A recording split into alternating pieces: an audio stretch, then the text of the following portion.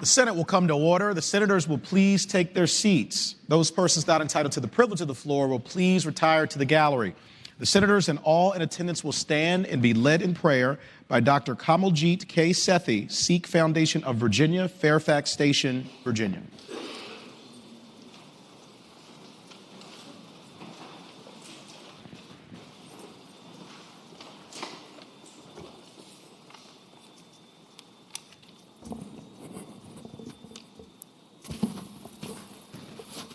Greetings, senators and guests.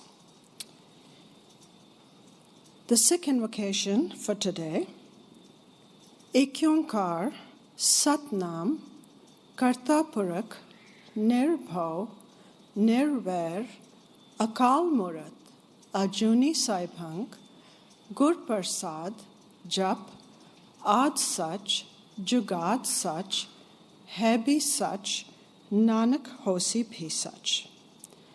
There is one God, the eternal, all-pervading and everlasting, fearless, without enmity, never incarnated, present throughout creation, self-existent, the enlightener. Meditate on the name of the Lord God, who was true in the beginning, true in the primeval age, true now and true always. God is truth, and in God we trust as Virginians, Americans, and as people of this world. Jaise ik aag de kanu ka kot aag uthe, न्यारे होए के फिर आग में मिलाए हैं, जैसे विस्रूप ते अभूत भूत प्रकट होए, ताही ते उपज सभे, ताही में समाए हैं. As out of a single fire, millions of sparks emerge, and those separate, they come back again as they fall in the fire. So, from one God spring all beings, and as they come from God, shall they all merge in God again. O Lord, show us the light so that we may believe in universal brotherhood, truthful living, and honest hard work. Give us the strength to build our character so that we bear malice towards none and share our blessings with others. Almighty God, open up our hearts and our minds so that we may always discern your will. For this Commonwealth and for our nation, give us the strength to build our character and grant us the wisdom and courage and inspire us with the vision so that Americans of all faiths and color continue to be a force for hope and freedom throughout the world. Dear God, may your grace and presence be with the members of the Senate as they fulfill the duties of their office and serve you by serving the people of this Commonwealth and nation. Set these elected representatives free to speak the truth, honed by study and prayer, to discern what is right and to be distinguished for their integrity. O Lord, bring us into the fellowship of men and women and love of God, in whose company we may always remember thy name. Vaheguru Ji Ka Khalsa, Vaheguru Ji Ki Fateh. Our pure souls belong to you, O Lord. May you forever be victorious. Thank you. Amen. Amen.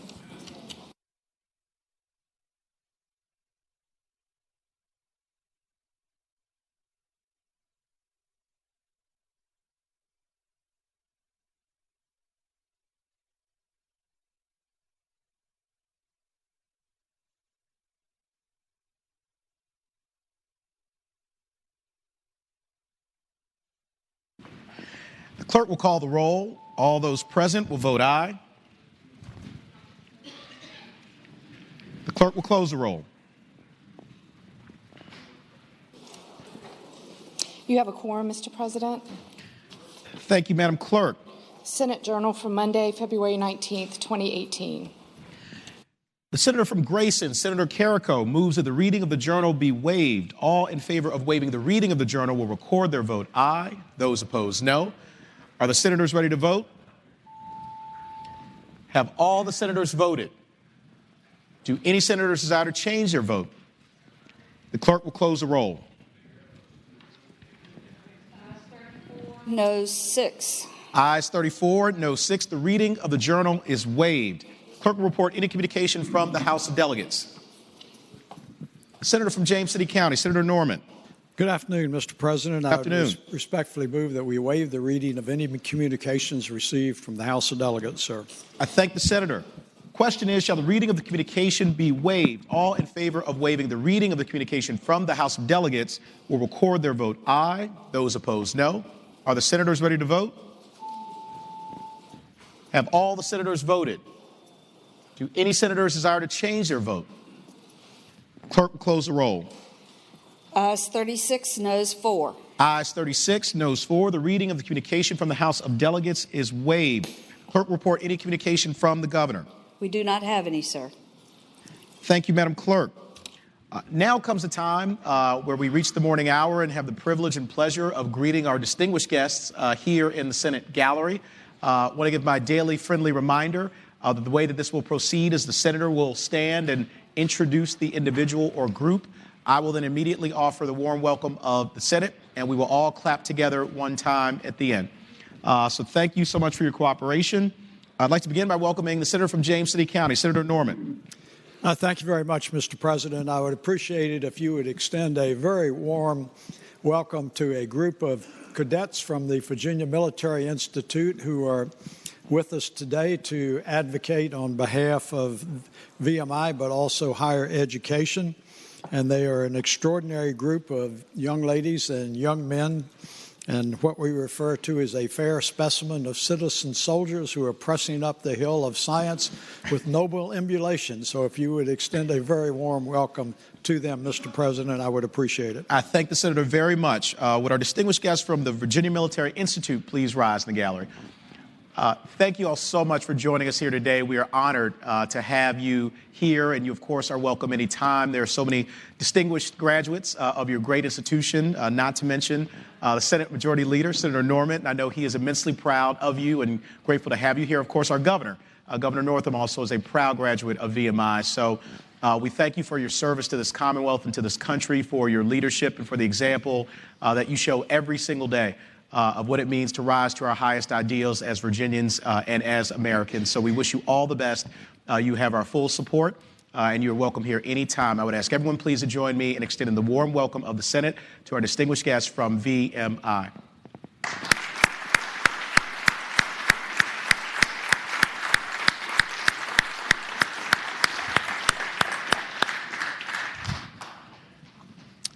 Senator from Fairfax City, Senator Peterson.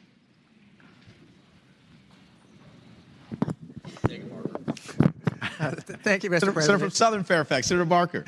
Yes, thank you, Mr. President, members of the Senate. The invocation today was given by Dr. Kamaljit Sethi of the Sikh Foundation of Virginia. She's in the gallery now, along with several other members, other leaders of the Sikh Foundation temple there in Fairfax Station. If you've ever been up Route 123 in the southern part of Fairfax County, it's right across from Burke Lake. They have a very active congregation there, pulling in a number of people throughout Northern Virginia and are actively involved in our community, and I'd hope you give her the welcome of the Senate. I thank the senator. Would Dr. Sethi and our friends from the Sikh Foundation of Virginia please rise in the gallery if you're able? Thank you so much for joining us here today. We are so grateful for your presence. Dr. Sethi, thank you for that really wonderful and gorgeous prayer. It got us off to the right foot this morning, and we're grateful for your moral leadership here in the Commonwealth of Virginia. We're also grateful for your presence in Fairfax Station and for all the work that you do in enriching our civic and faith communities. So you're welcome here anytime, and I would ask everyone please to join me in extending the warm welcome of the Senate to Dr. Sethi and our dear friends from the Sikh Foundation of Virginia.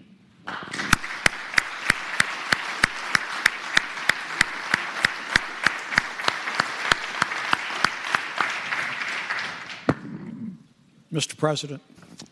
Senator from James City County, Senator Norman.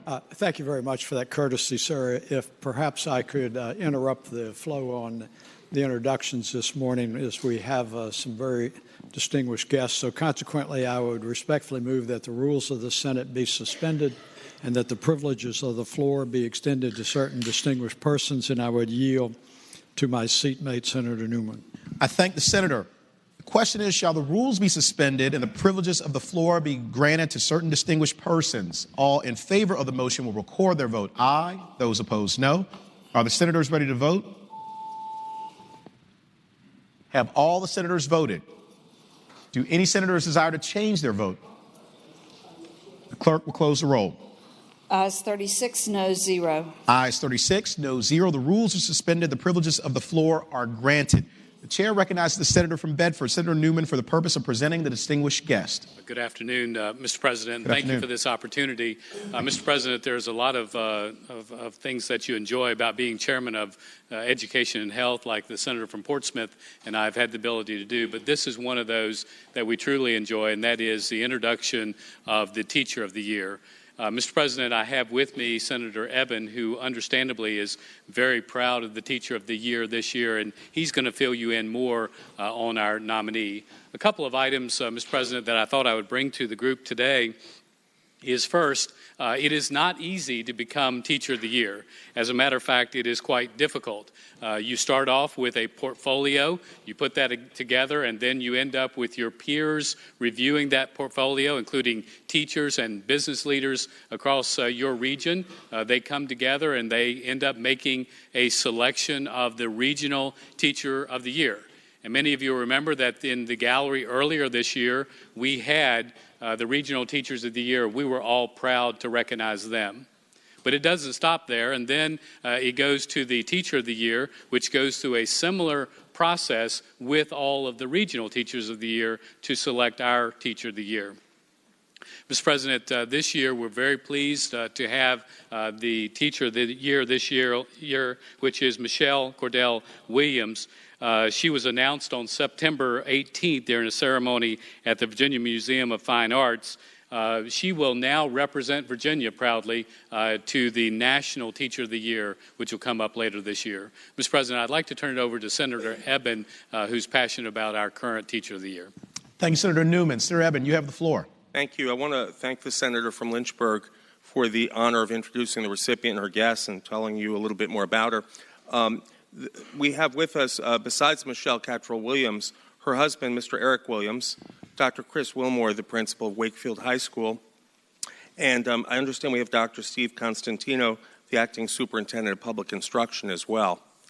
I wanted to share a little bit about Michelle Cottrell Williams' work. She embodies the best elements of today's teachers, but not only today's, but tomorrow's teachers. She's not just innovative, but an empathy-driven educator who actively engages her students. During her 12 years at Wakefield High School, she's been the lead teacher of Virginia Government, World History II, U.S. and AP, European History, and Sociology. But her major focus throughout her work has been improving the outcomes for traditionally marginalized students in a diverse district. Many of her students are new to the United States. Wakefield students come from more than 90 countries and speak more than 25 languages. And when I was thinking about what I read from some of her nomination letters from former students and colleagues, I thought she's a disruptor. The same way that in business, Airbnb and Uber disrupt the current status quo, she's disrupted the status quo on teaching in a really good way. Focus on active student learning. She doesn't just teach civics and history, but she brings in candidates for office and registers students to vote so they can make their own decisions after they've had that information. She knows that certain disciplinary practices, particularly suspensions, result in achievement gaps. And I think should be particularly interested in legislation from the senator from Franklin County, junior senator from Richmond City, because instead of writing off these students with discipline issues, she works to identify and address the root causes of behavior and determine the best way to deal with those causes. Virginia will be better off as more and more educators emulate her work, and I would ask the clerk to please read the resolution honoring Michelle Cottrell Williams. Senate Joint Resolution Number 114, commending Michelle Cottrell Williams. Whereas Michelle Cottrell Williams, a social studies teacher at Wakefield High School in Arlington County Public Schools, who motivates and inspires countless students, was named the 2018 Virginia Teacher of the Year. And whereas Michelle Cottrell Williams earned a bachelor's degree with a major in history from Utah State University and a Master of Education degree from the George Washington University. And whereas Michelle Cottrell Williams is a dedicated teacher leader who has assumed a wide range of roles at Wakefield High School to support and elevate the teaching profession. And whereas among her many school activities, Michelle Cottrell Williams has served as an instructional lead teacher, a member of the project lead team, a member of the Wakefield High School Internal Modifications Committee for Design and Construction, a Blackboard course mentor for secondary T-scale new hires, and chair of the Social Studies Department. And whereas Michelle Cottrell Williams has reached out beyond her school by assuming other division and statewide roles, including as a Virginia Department of Education Standards of Learning trainer for Regions 4 and 5, a planner and organizer for the We Are All Arlington Daytime Student event, and a speaker at various events. And whereas Michelle Cottrell Williams received the Virginia Teacher of the Year Award at a special ceremony in Richmond on September 18, 2017, and she represented the Commonwealth as a nominee for the 2018 National Teacher of the Year Award. Now, therefore, it be it resolved by the Senate, the House of Delegates concurring, that the General Assembly hereby commend Michelle Cottrell Williams on being named the 2018 Virginia Teacher of the Year, and be it resolved further that the Clerk of the Senate prepare a copy of this resolution for presentation to Michelle Cottrell Williams as an expression of the General Assembly's admiration for her commitment to serving, teaching, and inspiring the students of Arlington and the Commonwealth. Thank you, Madam Clerk. I would ask our distinguished guests to please join us here at the front of the dais, along with the senators.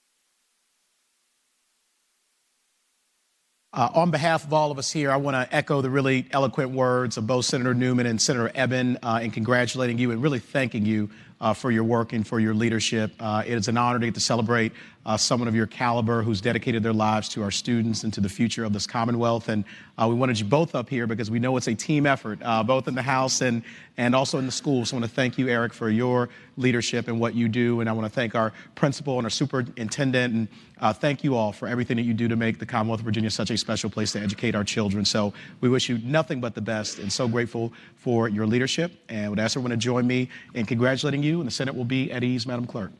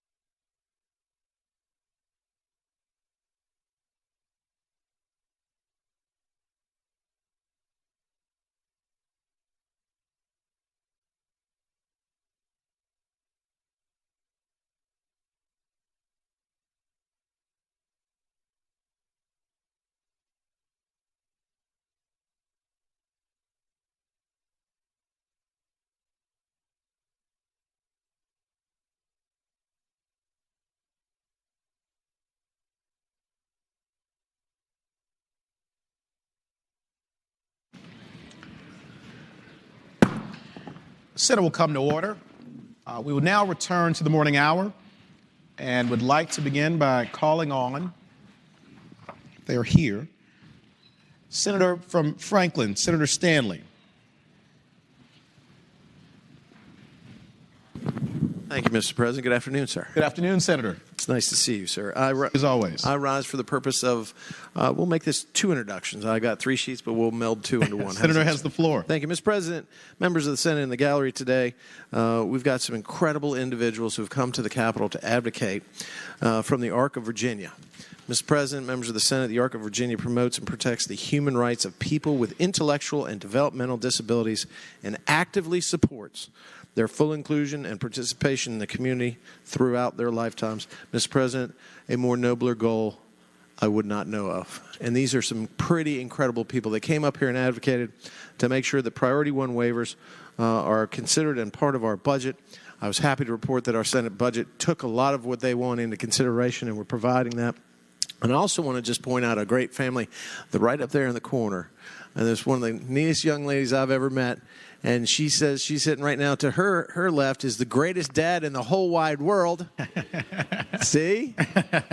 And right next to her right is her best friend in the whole wide world as well. And this is such an amazing young woman and really a symbol for all of us to be motivated and to do something right in the world. And so it was just such an honor and pleasure to meet not only them, but everyone who came out from the Arc of Southside. And they are accompanied today, Mr. President, by David Gussler and also Kirsten Russell. So they're from Danville, Virginia, Southside, Virginia, and I'm so proud to call them my constituents and now my friends. So, Mr. President, if you would extend to them the warm welcome of the Senate, I would most appreciate it. Thank the Senator. Would our friends from the Arc of Southside Gallery please rise if you're able? Thank you so much for joining us here today. We're honored by your presence. We are grateful that you took the time to travel here to the Capitol, to your Capitol, and thankful for the work that you're doing to advocate for Virginians to make sure they have equal access to opportunity.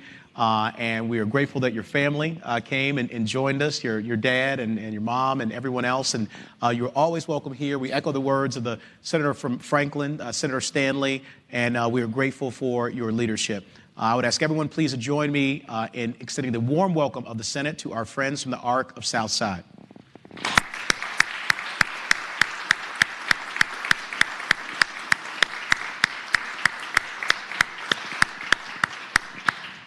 Senator from Franklin County, Senator Stanley. Thank you again, Mr. President. I now rise for an introduction of another group that has been very active in Danville and Martinsville area. Senator, has the floor. Thank you, sir. I met with them, of course, over the summer.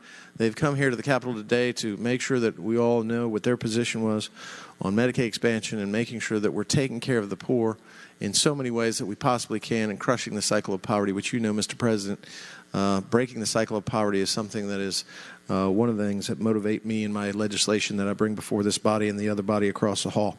Ladies and gentlemen that are here, I believe, are from Virginia Organizing, led by Martha, and they're wonderful, and I always love meeting with them and enjoy every moment that I get with them, and certainly am appreciative of their advocacy, not only for the views that they may possess, but also for the area which they love so much like I do. So, Mr. President, if you would extend to them also the warm welcome of the Senate, I'd most appreciate it. I thank the Senator. Would our friends from Virginia Organizing in the gallery please rise if you're able?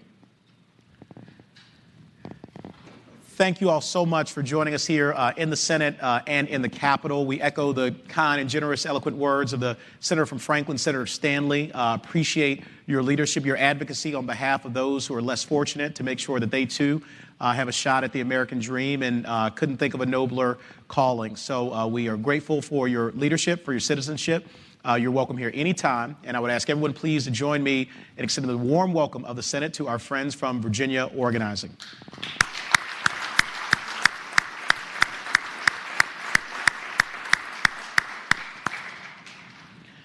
Senator from Alexandria, Senator Eben.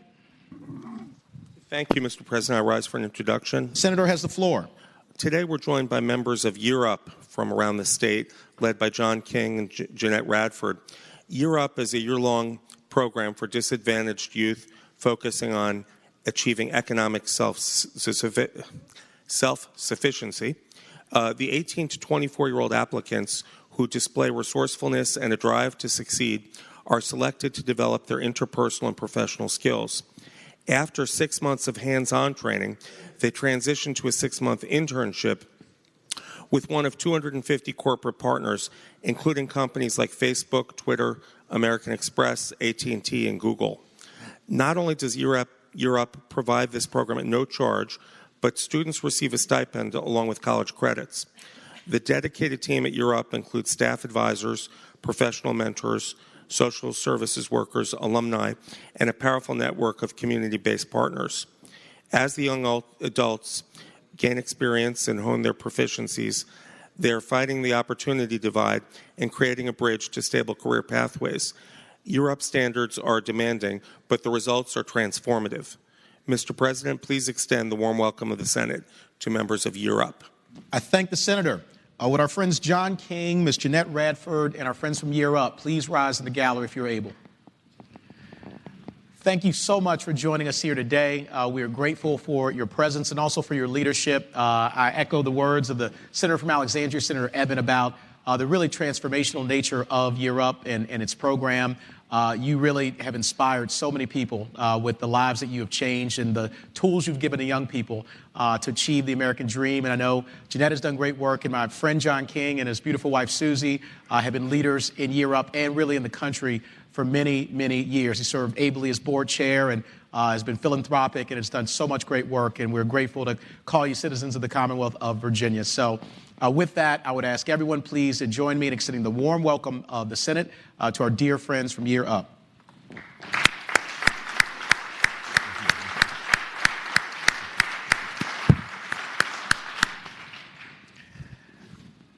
Is he here? Not here? Okay. Senator from Williamsburg, Senator Mason. Mr. President, rise for the purpose of an introduction. Senator has the floor. Thank you, Mr. President. Mr. President, one of the fun things we do each year is have an art contest back at home, and today we're joined by the winners of my 5th annual art contest. Now, it's grown to where we get like 60 or 7 entries, Mr. President. It's really good, but what I know about art, you can fit in a thimble.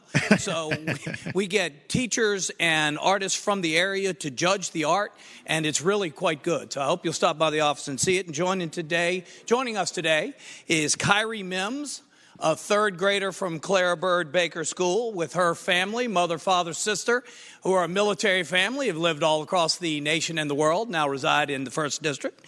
Zachary Falkenberry, with his parents. Also, Isaac was a 28-year veteran, and Gwen works at the VA today. And Holly Dowling, an 8th grader from Lois Hornsby Middle School, with her mother, Dana, and a family friend, Laura, both of whom have worked for a long time for the Jamestown-Yorktown Foundation. So, Mr. President, I hope you and the members of the Senate will give them a warm welcome. I thank the Senator. Would our friends from Senator Mason's art contest, the winners and their families, please rise in the gallery if you're able. Thank you so much for joining us here today. That is a really wonderful contest that has grown in legend, and we're so proud of Senator Mason and his leadership, and he is equally proud of each one of you. Thank you for your participation and for what you've done to make our Commonwealth a better place. I also want to thank those of you who have served for your service. It really is a testament to the leadership that you've shown throughout your lives, and to our young people. We're very proud of you, and you have very bright futures ahead of you. So keep it up. We look forward to great things to come, and I would ask everyone please to join me in extending the warm welcome of the Senate to our distinguished guests.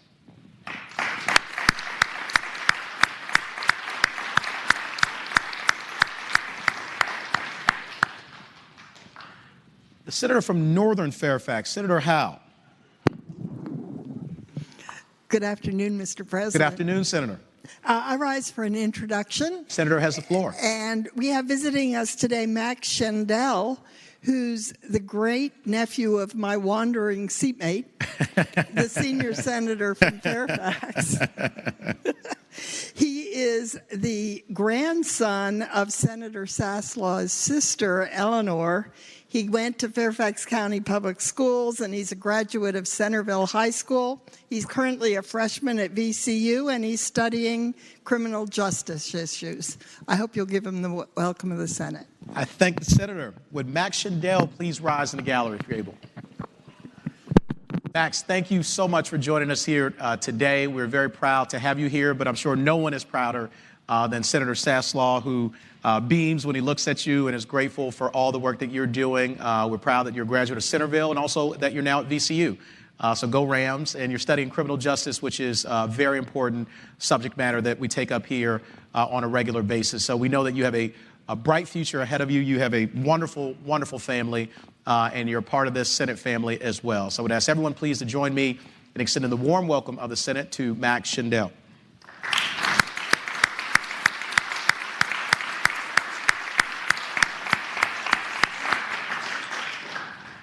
Senator from Prince William County, Senator McPike. Mr. President, I rise for the purpose of an introduction. Senator has the floor. Thank you, Mr. President. I think this introduction will actually have to be remote because the kids that were in the gallery from Bevel Middle School today had to join their classmates downstairs now in a room, so it's going to be a warm welcome from a little bit more remotely. But these kids came here today to learn about our legislative process in Richmond, and they were so happy to greet me this morning. In fact, they ran right past me, actually, and they greeted their former teacher and now our new Secretary of Education out of Kearney. So he was certainly the hot ticket this morning, and the kids were grateful to join him once again and to see all the good that he's working. But please extend the now remote warm welcome of the Senate to the Bevel Middle School Bobcats. I thank the Senator. To the Bevel Middle School Bobcats, thank you so much for joining us here today in the Senate. We know you had to go meet someone else during today, including your former teacher, Secretary Carney, who we're very proud of. But we thank you for all that you're doing. Keep up the great work. Work hard, dream big, and good things will come. And we echo the words of the great Senator from Prince William County, Senator McPike. And we'd like to give you a remote warm welcome of the Senate to the Belleville Middle School.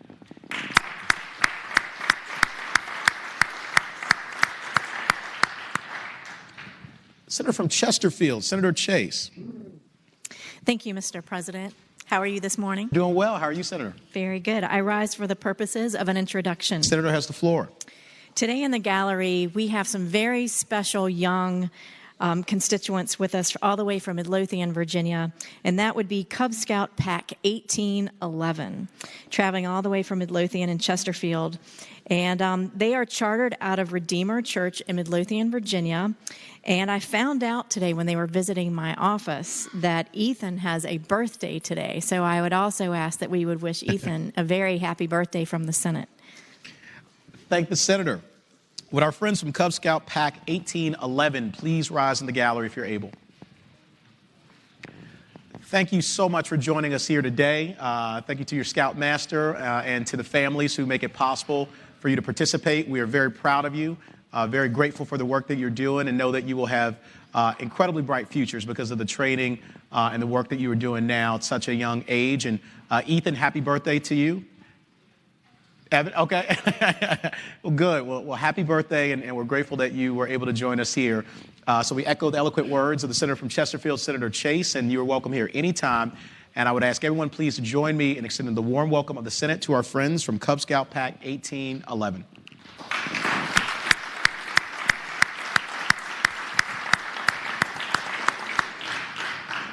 The junior senator from Virginia Beach, Senator D. Steph. Mr. President, I rise for the purpose of an introduction. Senator has the floor. Today in the gallery, we have a group of young men representing the Men of Faith program from southeastern Virginia. Men of Faith is led by Ron Taylor.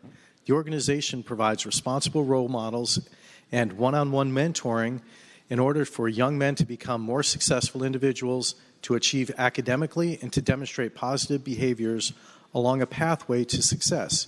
Every year, this group visits the Capitol for a first-hand introduction to the political process, along with the opportunity to interact with their elected officials. Mr. President, please give them the warm welcome of the Senate. I thank the Senator. Would Mr. Ron Taylor and the Men of Faith in the gallery please rise if you're able? It's a great, wonderful, and big group today. Thank you all so much for joining us here in the Senate. I hope that you have enjoyed what you've seen so far and that you learn a lot about our legislative process. And I also want to thank you all for your leadership, for the example that you are setting and charting a really positive and wonderful course. Ron, thank you for all that you're doing to pour into these wonderful lives of these great budding young men. And we're grateful to you. Continue on your path of academic success and social awareness and raising our communities, and know that we are all so deeply very proud of you. We look forward to seeing you back here anytime, and I would ask everyone please to join me in extending the warm welcome of the Senate to Ron Taylor and the men of faith.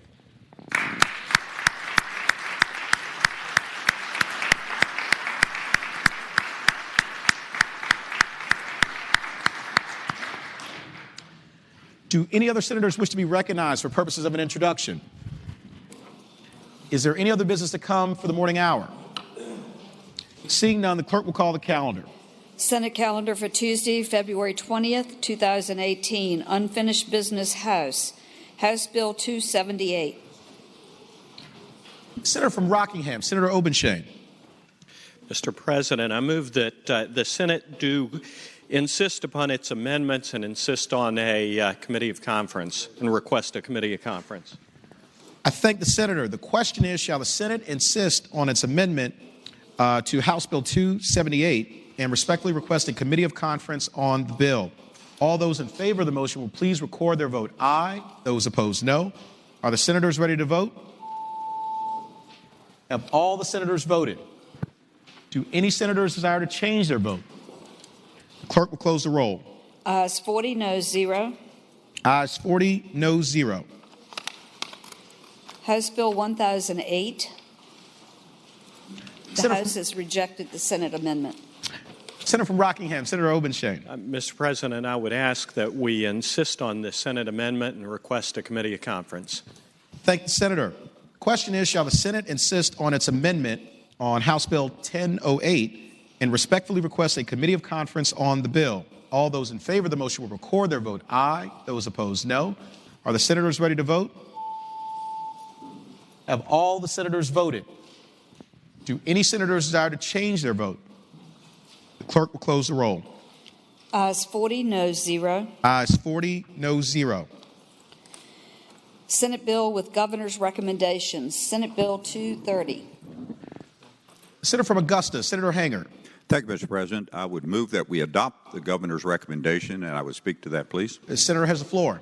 Thank you, Mr. President, members of the Senate. The bill that you have in front of you is our bill to conform and deconform in some instances to the federal tax law. This year it's been a little more complicated than normal because we're working with a moving target. There were initiatives within 2017, and then there was an additional bill called actually that wasn't passed till February 9th of this year while we've been in session, called the Bipartisan Budget Act, which that's a new trick for us. If we want bills when they are reported to sound good, we should put words, adjectives in them like extremely fair, bipartisan, and things of that sort, so that when the press reads it, that, you get the connotations that we did something good. Well, at any rate, Mr. President, what has been done here, these recommendations that the governor's put down will move the date of conformity, the fixed date of conformity, to February 9th, and that will impact 2017 only. There were extenders in the budget, in the federal budget, that we had anticipated would be extended at some point, and those are all picked up, which will allow Virginia taxpayers to take advantage of some of those deductions for tax year 2017. It does not pick up any of the actions of the jobs and revenue bill of 2017 that would apply to 2018. And we do still continue to deconform on the medical deduction, where we're going to leave that at 10% rather than 7.5%. So I would encourage the adoption of the governor's recommendation. I thank the senator. The question is, shall the bill be amended in accordance with the recommendation of the governor? All in favor of amending the bill in accordance with the recommendation of the governor will record their vote aye. Those opposed, no. Are the senators ready to vote? Have all the senators voted? Do any senators desire to change their vote? The clerk will close the roll. Ayes 40, noes 0. Ayes 40, noes 0. Uncontested calendar, House bills on third reading. Senator from James City County, Senator Norman.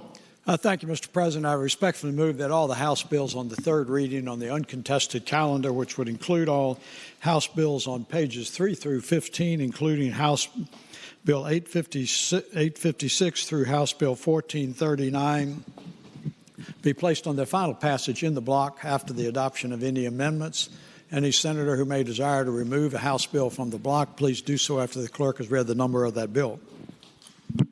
I thank the senator. Question is, shall House bills on the uncontested calendar, third reading, pages 3 through 15, House Bill 856 through House Bill 1439, be placed upon their final passage in a block after the adoption of any amendments thereto, with the understanding that any senator desiring a bill be removed from the block will do so after the clerk has read the number of the bill. All in favor of the motion will say aye. Those opposed, no. The ayes have it. The motion is agreed to. The bills are before us in the block. The clerk will read the number of the bills. House Bill 856, reported from the Committee for Courts of Justice. House Bill 1164, reported from the Committee for Courts of Justice. Mr. President, over here. Senator from Rockingham, Senator Obenshain. Mr. President, I would ask that House Bill 1164 come out of the block and go by for the day so we can present a floor amendment tomorrow. Without objection, House Bill 1164 will come out of the block and go by for the day. House Bill 61, reported from the Committee on Agriculture, Conservation, and Natural Resources. House Bill 136, reported from the Committee on Rehabilitation and Social Services.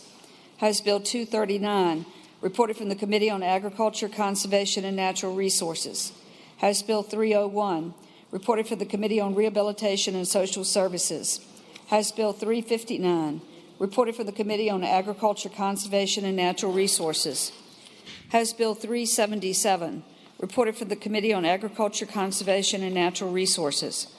House Bill 418, reported from the Committee on Rehabilitation and Social Services.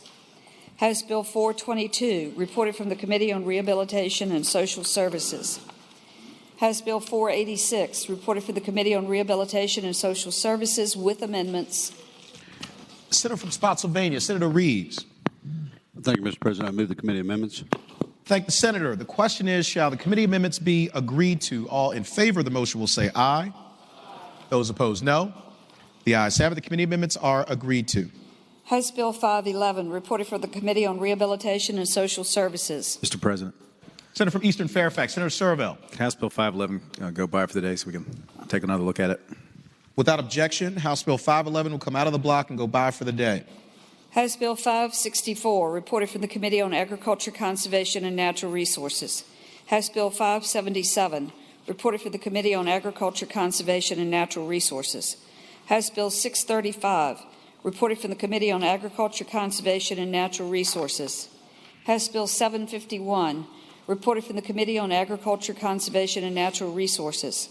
House Bill 797, reported from the Committee on Rehabilitation and Social Services.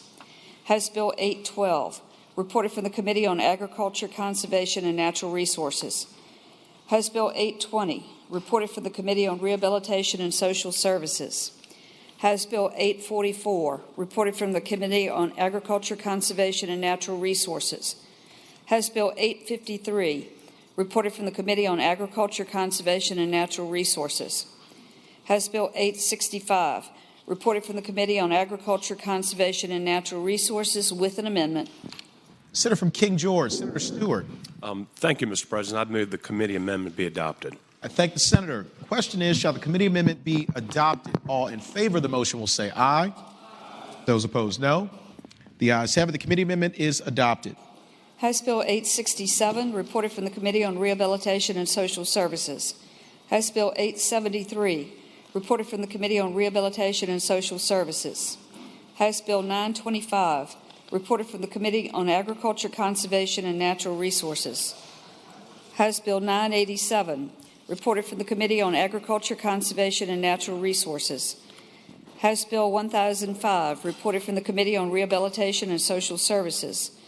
House Bill 1017, reported from the Committee on Rehabilitation and Social Services with amendments. Senator from Spotsylvania, Senator Reeves. Thank you, Mr. President. I move the committee amendments. Thank the senator. Question is, shall the committee amendments be agreed to? All in favor of the motion will say aye. Those opposed, no. The ayes have it. The committee amendments are agreed to. House Bill 1026, reported from the Committee on Rehabilitation and Social Services. House Bill 1035, reported from the Committee on Agriculture, Conservation, and Natural Resources. House Bill 1061, reported for the Committee on Rehabilitation and Social Services. House Bill 1091, reported from the Committee on Agriculture, Conservation, and Natural Resources. House Bill 1130, reported from the Committee on Rehabilitation and Social Services with a substitute. Senator from Spotsylvania, Senator Reeves. Thank you, Mr. President. I move the committee substitute.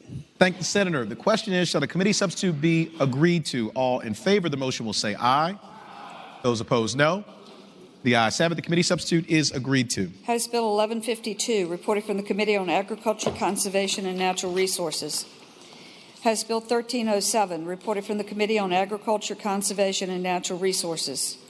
House Bill 1308, reported from the Committee on Agriculture, Conservation, and Natural Resources. House Bill 1366, reported from the Committee on Rehabilitation and Social Services. House Bill 1379, reported from the Committee on Rehabilitation and Social Services with amendment. Senator from Spotsylvania, Senator Reeves. Thank you again, Mr. President. Move the committee amendment. Thank the Senator. The question is, shall the committee amendment be agreed to? All in favor of the motion will say aye. Those opposed, no. The ayes have it. The committee amendment is agreed to.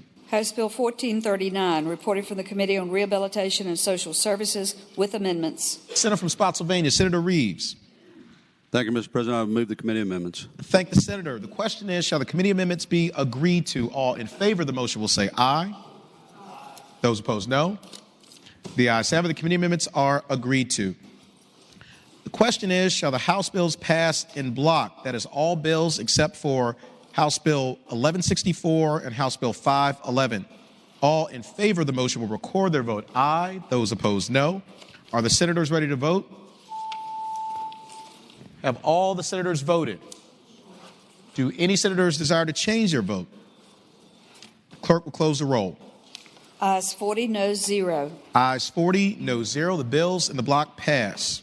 Regular calendar, House bills on third reading. House Bill 1015, a bill relating to multi-jurisdictional grand jury investigations, reported from the Committee for Courts of Justice with a substitute. Senator from Rockingham, Senator Obenshain. Mr. President, I move that the substitute be agreed to. Thank the Senator. The question is, shall the committee substitute be agreed to? All in favor of the motion will say aye. Those opposed, no. The ayes have it. The committee substitute is agreed to. Senator from Rockingham, Senator Obenshain. Mr. President, I move that the bill pass. And speaking to the bill, Senator has the floor. Mr. President, members of the Senate, multi-jurisdictional grand juries are just that. They are grand juries that are convened for the dual purpose of investigating crimes and for indicting offenses. And in recognition of the fact that many crimes and criminal enterprises don't stop at a county line, that they cross borders of jurisdictions, involve people and activities that are in multiple localities, we probably 15 years ago, 20 years ago, developed and authorized the creation of multi-jurisdictional grand juries. And they were initially utilized for... For what purpose does Senator Stanley wish to be recognized?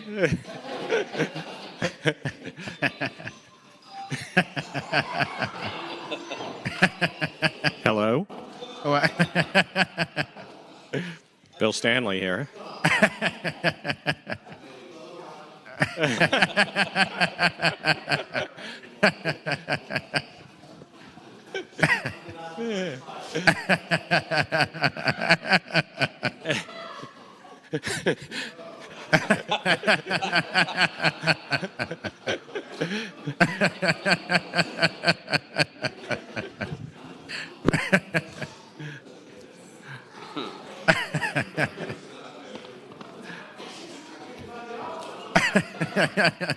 I yield to the senator from Franklin.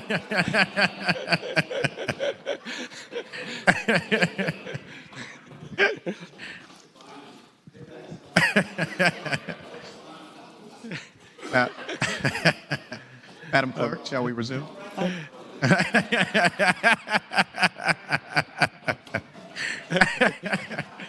Like I said, I move the bill pass.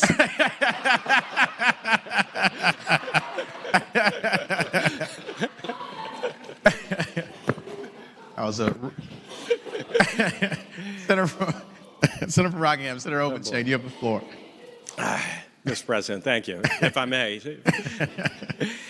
what this bill does is it expands the crimes for which multi-jurisdictional grand juries can be utilized. Right now, they're utilized for about 30 different felony offenses, and actually for a couple of misdemeanor offenses. The crimes that are authorized include violations of the Securities Act, abduction, embezzlement, extortion, computer crimes, drugs, gambling, felony obstruction, murder, animal cruelty, robbery, arson, RICO, mob offenses. And every year there are bills to add additional crimes to this long list. And the Court Committee has looked at this, and it has been our judgment as a committee, and that it makes sense to simply open the door and allow these grand juries to investigate all felonies, and rather than to piecemeal add a felony a year.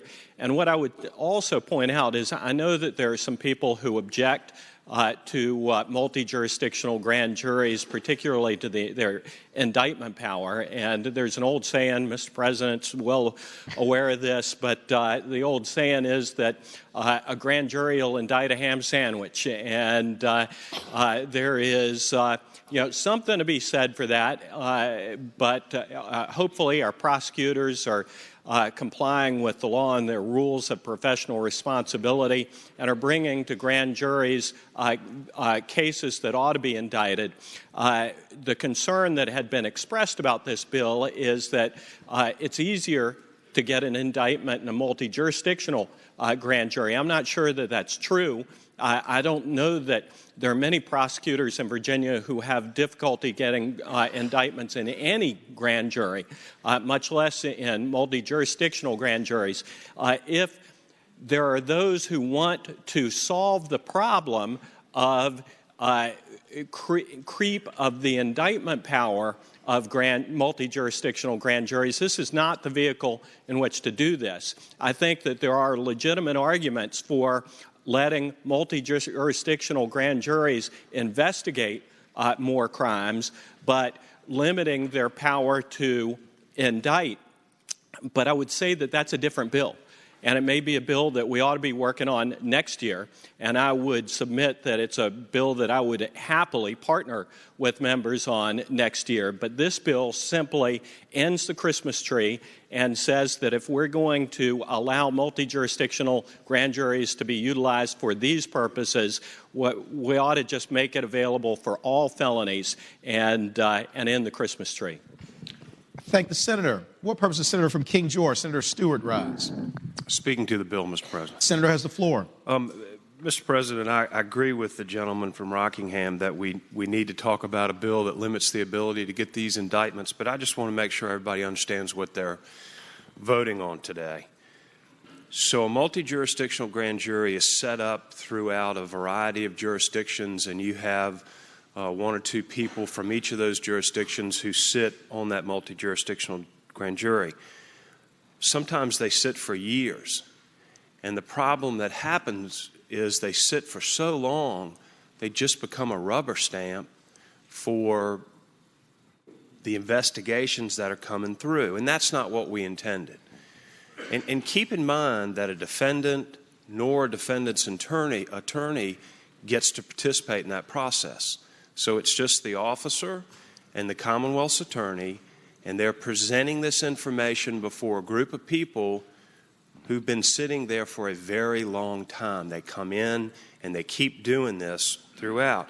That was a really good thing. It was a great investigative tool for drug cases that cross jurisdictions, and it served a great purpose for that.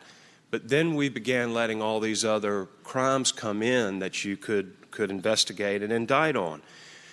And I don't think that's what, if everybody understood it, I'm not sure that's what everybody wanted. The grand jury process originally was set up to be a safeguard against exactly what this has become. So a prosecutor has the ability to impanel a special grand jury in their county, city, or town, if applicable, to investigate and to indict people in that community for specific crimes.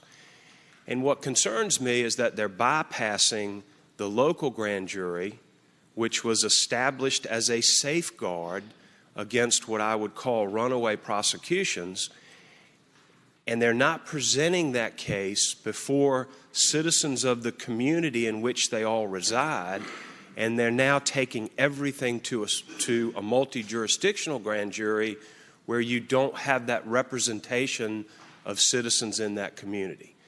And I just think when you vote on these things, I think it's really important that you really understand what you're voting on. While this has become a great tool for investigative measures, I, both as a prosecutor, a Commonwealth's attorney, and as an attorney, have seen a great deal of what I would call mischief and abuse, simply where there just wasn't any evidence to go before these grand juries, and yet significant indictments came out. And that's what concerns me. And I did ask that this go by for a few days to try to work with the patron on this bill. And I've come to the conclusion, like the gentleman from Rockingham and the delegate who patroned this, that this is the wrong bill. I'm still going to vote against it. I'm not asking you all to. I just want you to understand what you're voting for. But I think we need to come back next year with a bill that addresses this. And if we want to use it as a tool to investigate, I think it's a great thing. But I really think we need to take a careful look at allowing indictments to come out of these multi-jurisdictional grand juries, because they're just simply too easy to get, and that is not what our judicial system ever intended. Thank you, Mr. President. Thank the senator. For what purpose does the senator from Fairfax City, Senator Peterson, rise? Thank you, Mr. President. Rise to speak in favor of the bill. Senator has the floor. Mr. President, ladies and gentlemen of the Senate, I regard this as a truth in legislating moment. If you look at the current law, you have 29 different criminal penalties, many of which are in multiple, which are authorized right now for a multi-jurisdictional grand jury. And if you look at subpart DD, not only that, it's any other provision of the law. In other words, any other criminal violation which they come across while investigating the original 29 categories. So you could have an investigation into fraud for, I don't know, selling carnival tickets, and then you pick up some type of conspiracy to distribute drugs. I mean, the bottom line is it's a complete open door right now. All we're saying is if it's going to be an open door, we're going to call it an open door. And I agree there probably needs to be reforms, and the gentleman from King George knows this a lot better than I do. But my point is, let's at least be honest about what these multi-jurisdictional grand juries are right now, instead of putting people in these sort of fake categories of what they allegedly qualify for. Thank the senator. What purpose does the senator from Russell, Senator Chafin, rise?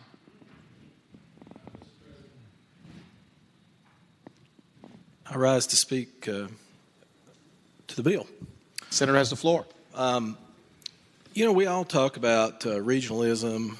We often talk about regionalism with regard to economic development efforts, industrial development efforts, tourism, all kinds of things like that. But I'm not so sure that the regionalism concept was ever embraced by our founding fathers for the purpose of going out and seeking indictments against individuals. I think that our system of jurisprudence was based upon being accused within the community that you lived in. Not to be mistaken with the federal government. The federal government has a grand jury system that is far-reaching, and that grand jury system is very effective at prosecuting people in multiple states in a regional sort of way when there's regional activity going on. And so what we're seeing here in the Commonwealth is this effort to become like the federal government.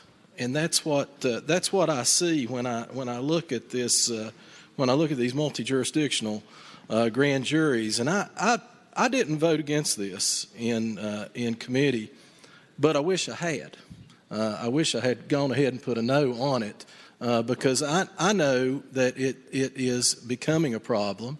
I know that we have in some places we have people who are making a career for themselves, maybe headed on to other things, and they wish to be known in a bigger way, in a regional way, in a larger pond, if you will, and they want their name carried there, and so, coming from a small rural community, I just would have to say I don't think it's a great idea for a lot of counties to be able to produce a grand jury effort that goes on, as Senator Stewart said, maybe 2 years, 3 years. Oftentimes here on the floor we hear people talk about we think that this is a solution looking for a problem.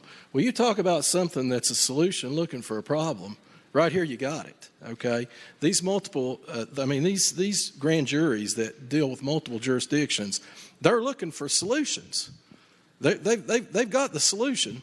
They're looking for problems. That's what they're doing. And they don't have the problems. It's not been brought in by law enforcement. It's not there. They're just searching and searching and searching and getting testimony day in and day out and day in and day out until they can find something that they think that they can indict somebody for and that they can perhaps make a name for.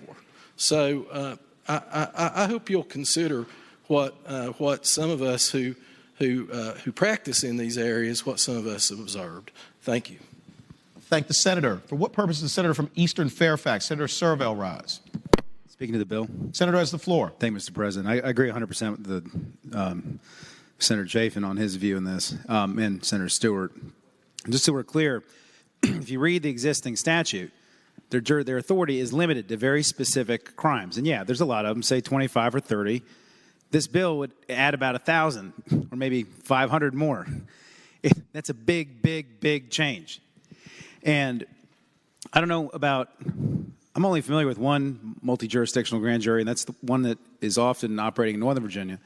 It's run by the Attorney General's office.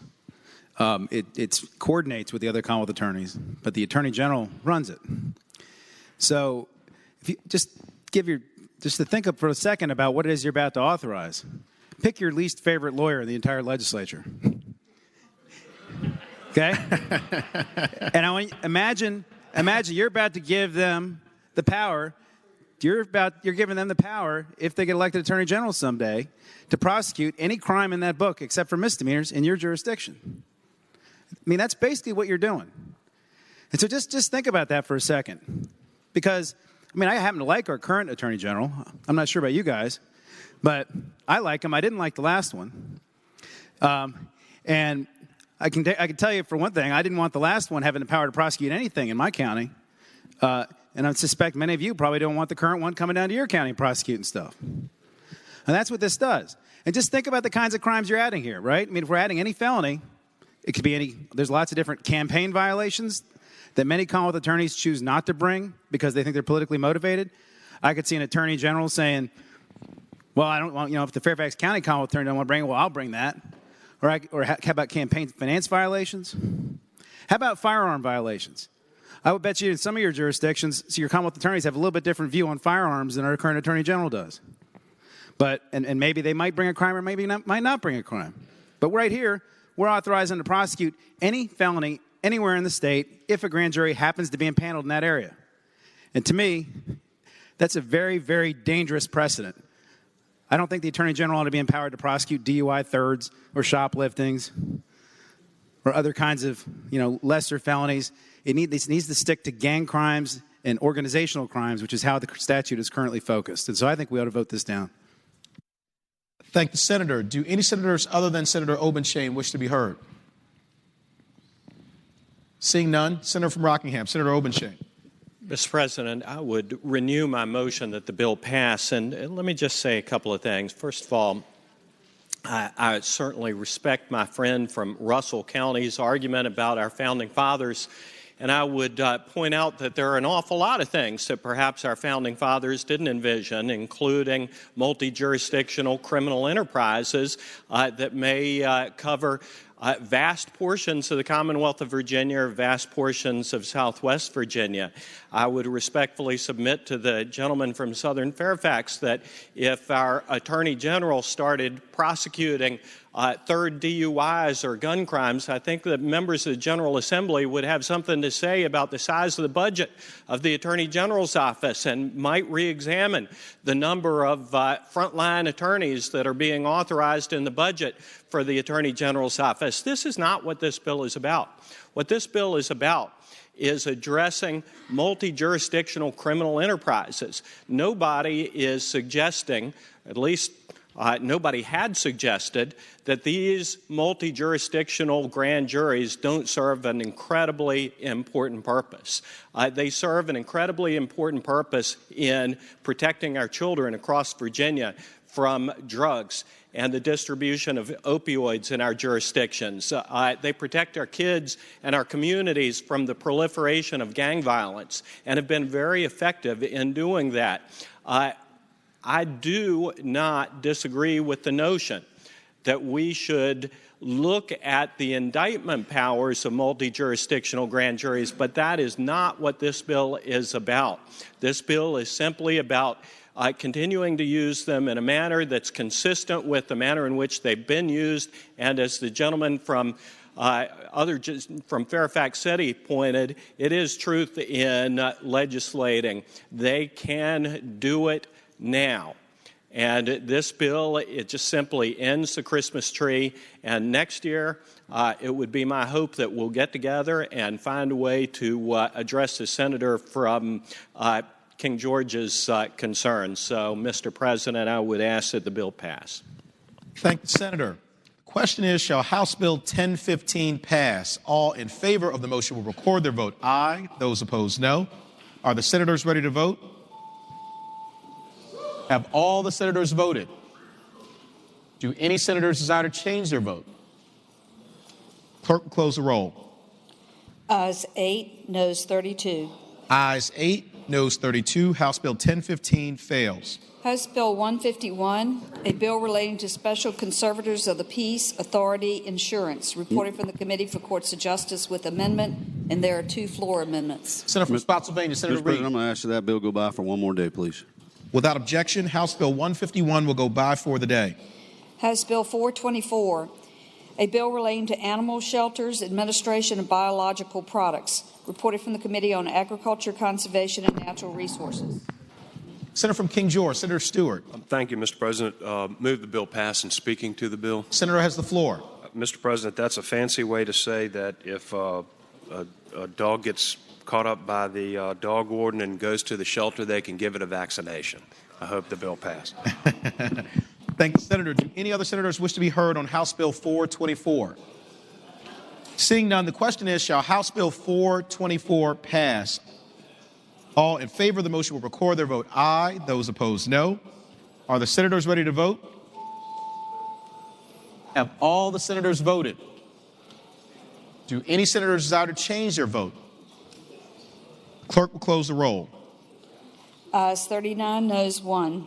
Ayes 39, noes 1. House Bill 424 passes. House Bill 866, a bill relating to scenic river designations, reported from the Committee on Agriculture, Conservation, and Natural Resources with amendments. Senator from King George, Senator Stewart. Thank you, Mr. President. Again, I'd move the bill pass and speaking to it. Senator first want to move the committee amendments. Yes, Mr. President. Move the committee amendments be agreed to. Thank the senator. The question is, shall the committee amendments be agreed to? All in favor of the motion will say aye. Aye. Those opposed, no.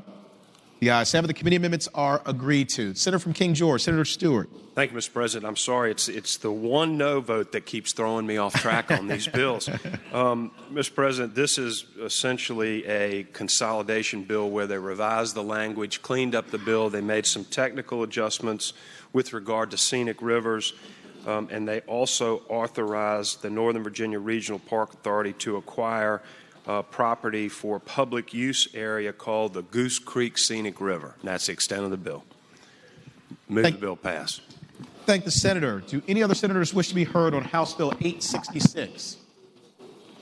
Seeing none, the question is, shall House Bill 866 pass? All in favor of the motion will record their vote aye. Those opposed, no. Are the senators ready to vote? Have all the senators voted? Do any senators desire to change their vote? Clerk will close the roll. Ayes 34, noes 6. Ayes 34, no 6. House Bill 866 passes. House Bill 1520, a bill relating to alcoholic beverage control, conduct not prohibited. Reported from the Committee on Rehabilitation and Social Services. Senator from Spotsylvania, Senator Reeves. Thank you, Mr. President. I'm going to ask that the bill pass, but since I voted no on the bill, I'll ask the senator from Eastern Fairfax to put the bill forward. Senator from Eastern Fairfax, Senator Servell. Thank you, Mr. President. Ladies and gentlemen of the Senate, House Bill 1520 is legislation which gives an exemption to nonprofit swim clubs to from having to get a banquet license so their members can bring beer to their pool. Just to give you a little bit of background, I can't speak to the rest of the state, but I can tell you at least in Northern Virginia before HOAs invaded the world, they used to build neighborhoods without pools, and so a lot of people in their neighborhoods used to sort of pool their money together, set up a little nonprofit, buy 20 acres, and put a couple pools on it, and then you can join the pool for like a few $100 a year. And I've been a member of one since 1975. There's probably 24 of these in my district. But Delegate Sullivan also had one up in Great Falls. I guess they had a lot of lawyers in their membership who started reading the ABC law and realized that if you want to bring your own beer to cook out at your pool, you have to have a banquet license because it's owned by a nonprofit. And so this would simply say they don't have to go get a banquet license every single time and go through background checks and all that every time they want to bring beer and cook hamburgers at their pool. So that's all the bill does. We'd hope the bill pass. Thank the Senator. For what purpose does the senior senator from Chesapeake, Senator Cosgrove, rise? I'd like to know if the gentleman from Eastern Fairfax would rise for a question. Will the senator rise for a question? I'll yield.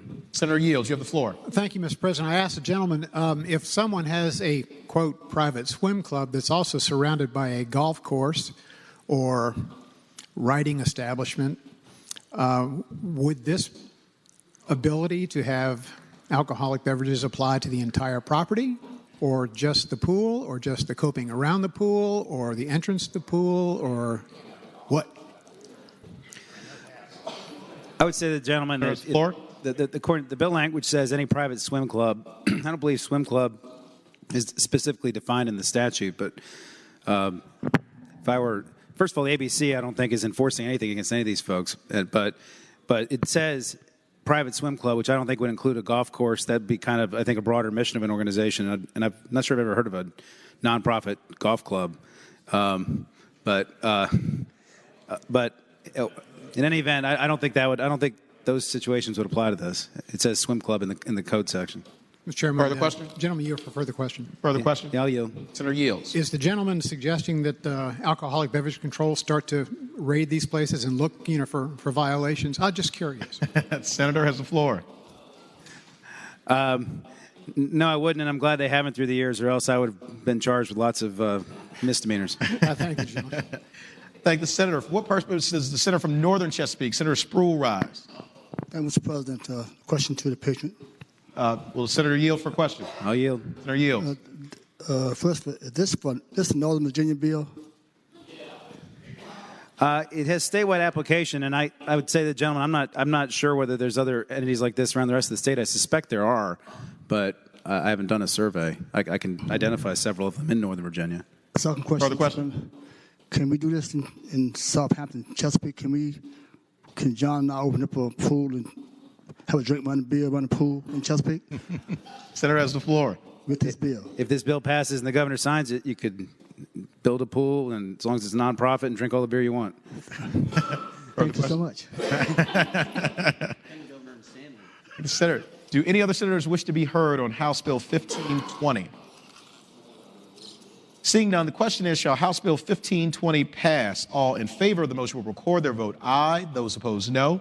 Are the senators ready to vote? Have all the senators voted? Do any senators desire to change their vote? Clerk will close the roll. Ayes 30, noes 9. Ayes 30, noes 9. House Bill 1520 passes. Uncontested calendar, House bills on second reading. Senator from James City County, Senator Norman.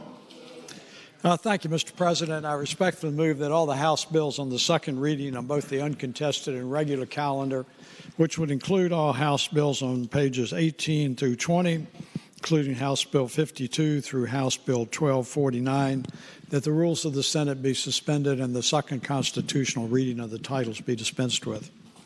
Thank the Senator. Question is, shall the rules be suspended and the second reading of the titles of House bills on the uncontested and regular calendars, pages 18 through 20, House Bill 52 through House Bill 1249, be dispensed with? All in favor of the motion will record their vote aye. Those opposed, no.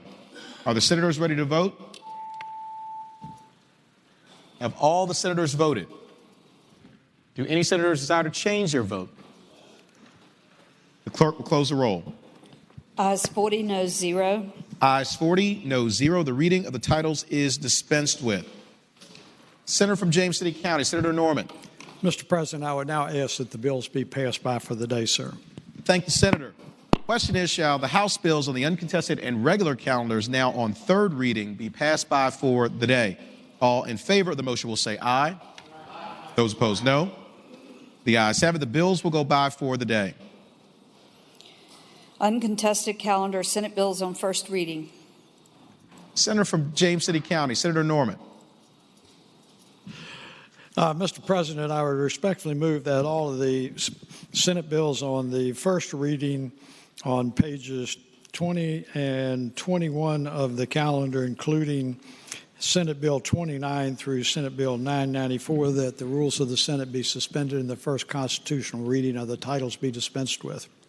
Thank the Senator. The question is, shall the rules be suspended and the first reading of the titles of Senate bills on the uncontested and regular calendars, pages 20 through 21, Senate Bill 29 through Senate Bill 994, be dispensed with? All in favor of the motion will record their vote aye. Those opposed, no. Are the senators ready to vote? Have all the senators voted? Do any senators desire to change their vote? Clerk will close the roll. Ayes 40, noes 0. Ayes 40, noes 0. The reading of the titles is dispensed with. Senator from James City County, Senator Norman. Thank you, Mr. President. I now ask that all the Senate bills that find themselves on the second reading be passed by for the day. I thank the Senator. Question is, shall the Senate bills on the uncontested and regular calendars now on second reading be passed by for the day? All in favor of the motion will say aye. Those opposed, no. The ayes have it. The bills will go by for the day. Senator from James City County, Senator Norman. Mr. President, inquiry of Madam Clerk. Does that complete today's calendar? Yes, sir. Thank the Senator. Thank you, Madam Clerk. Is there any other business to come before the Senate? Senior Senator from Chesapeake, Senator Cosgrove. Thank you, Mr. President. I rise for a point of personal privilege. Thank the Senator. You have the floor. Mr. President, ladies and gentlemen of the Senate, it is my grief-filled duty to inform the body that a true Virginia gentleman, a wonderful and compassionate soul, and a true friend to all who knew him, has left these earthly bounds and has gone home to be with his Savior. Senator Harry Burns Blevins, Sr., passed away yesterday in Chesapeake after a long illness. All the members of both bodies of the General Assembly who knew Harry knew him to be one of the most gentle, thoughtful, dedicated, and loved public servants that the Commonwealth has ever known. Harry was a teacher, a coach, a principal at Great Bridge High School, and after his retirement, he was elected to the House of Delegates in 1997, and he served there exceedingly well until 2001. And then Harry was elected to this body and served in the Senate in Virginia until his retirement in 2013.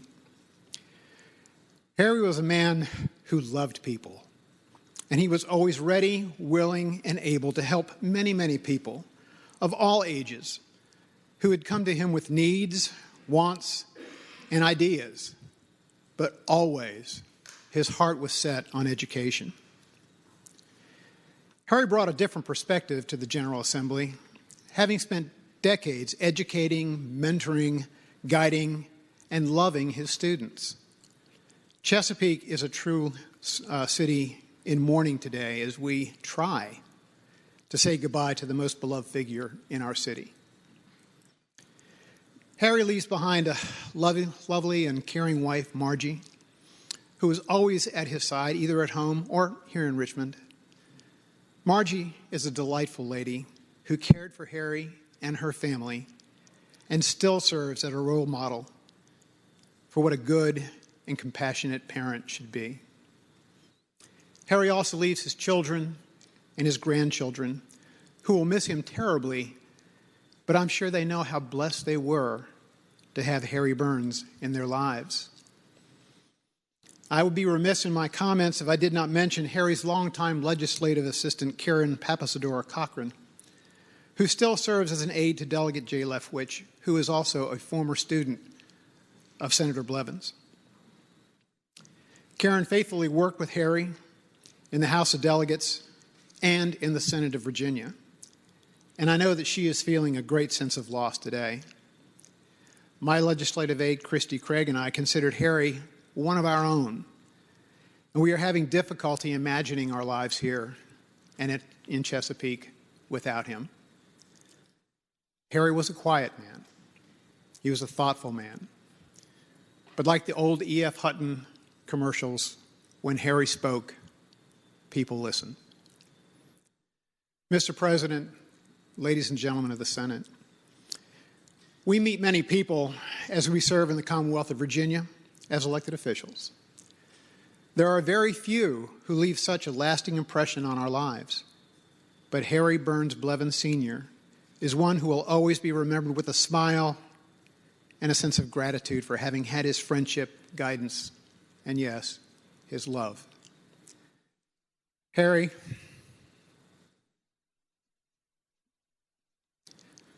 rest in peace, my dear friend. I know that God welcomed you with the words from Matthew 25:21. Well done, thou good and faithful servant. We will greatly miss you, but we know that heaven is a brighter place today because of your entrance.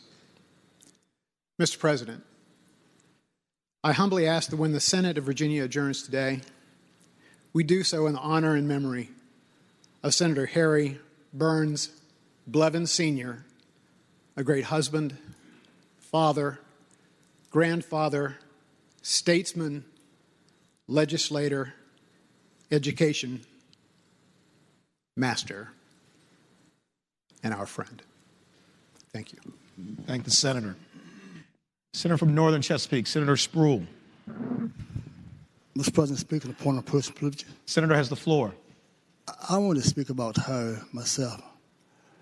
Coming from a different perspective, Mr. President, you got to know in the city of Chesapeake, and Senator Carter could tell you, we always talk about South Norfolk. We're talking about the Great Bridge, and the one became Chesapeake. And as y'all know, I'm always speaking about to make sure that my people that always say is treated fairly. And I always wonder about, what about Great Bridge? I'll call it the Republican part of the Chesapeake. So I wonder about when Herb Levin's there, and every adult, black adult and white adult that I talked to, I said, Mr. Spruill, he was a good teacher for this and that. And I said, get out of here. They said, yes. Then when Harry had a chance to come to the House, we were going to appoint judges. And Randy Forth was the chairperson at that particular time. It was about 7 of us in there. And all the lawyers who came in that meeting, I asked one question. If a black kid steals an apple and a white kid steals an apple, whatever the law says, will you be fair to both kids? And one judge hopped up in my face. He wanted to move to circuit court judge. I didn't have a chance to get that judge because they all were Republicans except me. But Harry got up and says, I can't vote for you. And because he said that, because he said to this gentleman that Delegate Spruill asked every person the same question. I don't know lawyer questions. All my question was would be fair. And I watched Harry says to this gentleman, that out of the 13 candidates, he asked everybody the same question, and you got in his face. And he said, Delegate Spruill won't get a judge. But I'll tell you one thing, he said, it won't be you. And he stood up, he said, it's not right. He said, we want to be fair to everybody. And I watched her from that point of view. Secondly, I watched him in the House as we debate on some things that pertain to our city, that he would come across the aisle and say to me, hey, this is good for me and Randy, but not you. Don't vote for it. It'll hurt you. And I said to myself, well, why are you up here? You don't belong up here. You're not a politician. You are too good a person. Then we went to a conference together, and his wife got sick, and I said, Harry, let me drive her home. And I bonded with her, and I'm saying, is this guy for real? That who's a really good person? And I began to love Harry. And because of that, I changed my mind. I began to love John Cosgrove now because of that. So it's about the person. And so you had to learn, you had to grow about the person. Is there such a person like her that is a good person that even the students who were young and now adults are saying how good a person he was? So I said to the Lord, thank you for sending her my way. God bless you. Thank the senator. For what purpose does the senator from Augusta, Senator Hanger, rise? Thank you, Mr. President. I actually have an announcement. The senator has the floor. Thank you, Mr. President, members of the Senate. And certainly my mood, I'm sure as most members here, is more somber now as we reflect on our friends Harry and Margie Blevins. But dealing with our task at hand, I've been asked to share with the members, of course, we're queuing up to act on our budget on Thursday, and you'll find on your desk the budget amendments, the amendments to Senate Bill 29 and 30. And in keeping with our conservative posture this year, there's only one copy. So if you take this over to your office, be sure to bring it back because it will be your Bible as we review this on Thursday. So thank you, Mr. President. I thank the senator. For what purpose does the senator from Eastern Fairfax, Senator Surville, rise? I have an announcement. Senator has the floor. Thank you, Mr. President. I just want to let the members of the Fairfax County delegation know we need to have a quick meeting back in the conference room as soon as we're done here. So, Fairfax County senators. Thank the senator. What purpose does the senator from Fairfax City, Senator Peterson, rise? Thank you, Mr. President. Brief announcement. I think Senator Surville stole my thunder on one announcement. Senator, the floor. I just wanted to briefly say, and I thought in the passing of Senator Blevins, I thought about not making this announcement, but I know he loved athletics, and we often talked about college basketball. We have our last practice tonight. So if you need to get a run in, please be out there and practice. By the way, I've gotten some checks, not enough. This is a strict pay-to-play rule, so all my players give me a check, unlike other aspects of this building. But the bottom line is we're behind in collections, so please get me your checks before the game, and please be at practice tonight if you want to play. Thanks. Thank the senator. For what purpose the senator from Franklin County, Senator Stanley, rise? Thank you, Mr. President. Having voted on the prevailing side in which HB 424 passed in the regular calendar found on page 16, I now move that we reconsider that vote.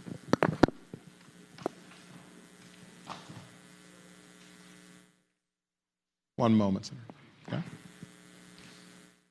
Question is, shall the vote by which House Bill 424 passed be reconsidered? All in favor of the motion will record their vote aye. Those opposed, no. The senators ready to vote? Have all the senators voted? Do any senators desire to change their vote? Clerk will close the roll. Ayes 40, noes 0. Ayes 40, noes 0. The motion is agreed to. Mr. President, I now move that HB 424 go by for the day. Without objection, HB 424 will go by for the day.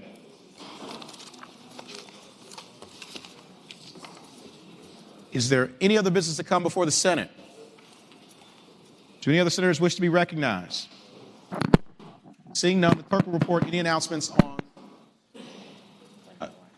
Senator wish to be recognized? Senator from Chesterfield, Senator Chase. Thank you, Mr. President. Having voted on the prevailing side, by which House Bill 1520 on page 17 if we could reconsider that vote.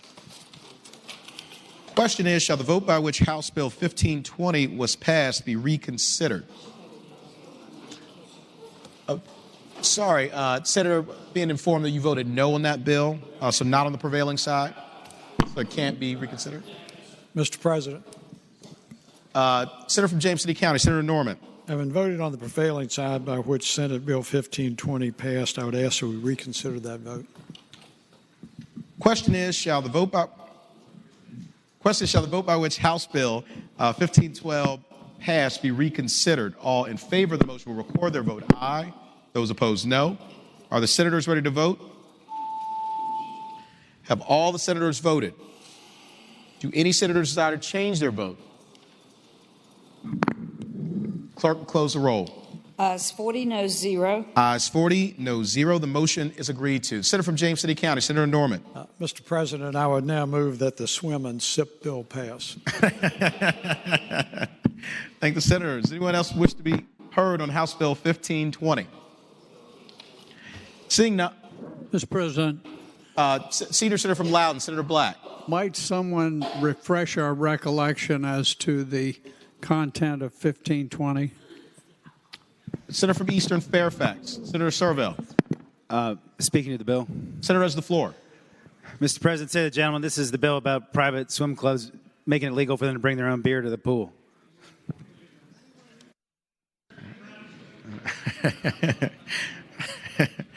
Do any other senators wish to be heard on House Bill 1520? Seeing none, the question is, shall House Bill 1520 pass? All in favor of the motion will record their vote aye. Those opposed, no. Are the senators ready to vote? Have all the senators voted? Do any senators desire to change their vote? Clerk will close the roll. Ayes 29, noes 11. Ayes 29, noes 11. House Bill 1520 passes. Is there any other business to come before the Senate? Seeing none, the clerk will report any announcements on the desk. Today, Tuesday, February 20th, the Committee on Privileges and Elections will meet 15 minutes after adjournment in Capitol Senate Room 3. The Committee on Local Government will meet 1/2 hour after adjournment in Pocahontas Senate Room A. The Education and Health Subcommittee on Health will meet at 4 p.m., 5th floor, Subcommittee Room number 2. Senators Cosgrove, Black, Barker, Lewis, and Suderline. Tomorrow, Wednesday, February 21st, the Committee on Finance will meet at 9 a.m. in Pocahontas Committee Room B. The Women's Legislative Roundtable will meet at 9:30 a.m. in the Credit Union House, 108 North 8th Street. The Republican Caucus will meet at 11:30 a.m. in Senate Room 2. The Democratic Caucus will meet at 11:30 a.m. in Senate Room 1. Thank you, Madam Clerk. Senator from Bedford, Senator from James City County, Senator Norman. It is one of those afternoons, Mr. President. Mr. President, having voted on the prevailing side, by which all of the House bills on the uncontested calendar on the third reading were passed in the block, I would ask that we reconsider that vote, please, sir.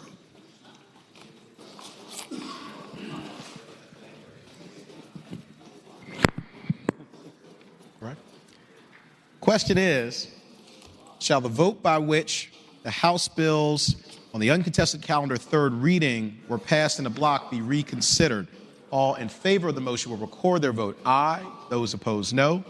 Are the senators ready to vote? Have all the senators voted? Do any senators desire to change their vote? Clerk, close the roll. Ayes 40, no 0. Ayes 40, no 0. The motion is agreed to. Senator from James City County, Senator Norman. Mr. President, directing your attention to page 4, I would respectfully ask that House Bill 136 be removed from the block. Without objection, House Bill 136 will be removed from the block.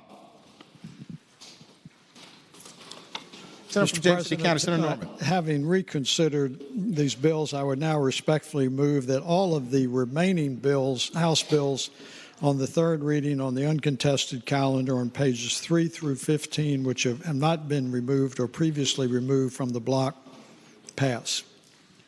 Thank the senator. The question is, shall the House bills on the uncontested calendar, third reading, pages 3 through 15, House Bill 856 through House Bill 1439, be placed upon their final passage in a block, with the exception of House Bill 136 and any other bills previously taken out of the block, after the adoption of any amendments thereto? Shall the bills pass? All those in favor of the motion will record their vote aye. Those opposed, no. Are the senators ready to vote? Have all the senators voted? Do any senators desire to change their vote? Clerk will close the roll. Ayes 40, no 0. Ayes 40, no 0. The bills remaining in the block pass. Senator from James City County, Senator Norman. Mr. President, you're getting a good exercise today outside of the normal stream. Mr. President, directing your attention to page 4 of the calendar, I would now move that House Bill 136 be recommitted to the Committee on Rehabilitation and Social Services. Thank the senator. The question is, shall House Bill 136 be recommitted to the Committee on Rehabilitation and Social Services? All in favor of the motion will say aye. Aye. Those opposed, no. The ayes have it. The bill is recommitted to the Committee on Rehabilitation and Social Services.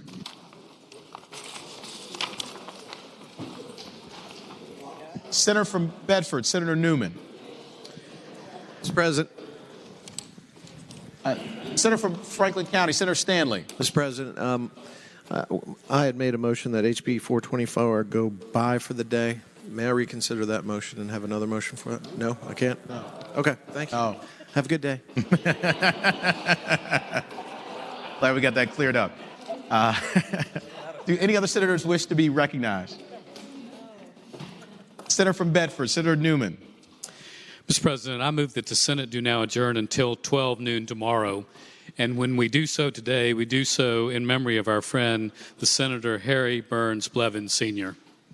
I thank the senator. The question is, shall the Senate adjourn until 12 noon tomorrow, and that when we adjourn, we do so in the memory of former Senator Harry Burns Blevins, Sr. All in favor of the motion will say aye. Aye. Those opposed, no. The ayes have it. The motion is agreed to. The Senate stands adjourned until 12 o'clock tomorrow in memory of Senator Harry Burns Blevins, Sr.